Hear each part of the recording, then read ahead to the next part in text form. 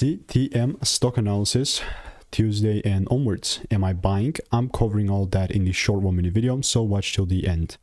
Castellum stock is sitting at 254, 81.69% up for freaking Monday. That's absolutely crazy. And like, I know tomorrow is going to be like the last trading day of the year, but I'm generally still quite bullish. Like, to put things in perspective, I was bullish here beforehand and it delivered.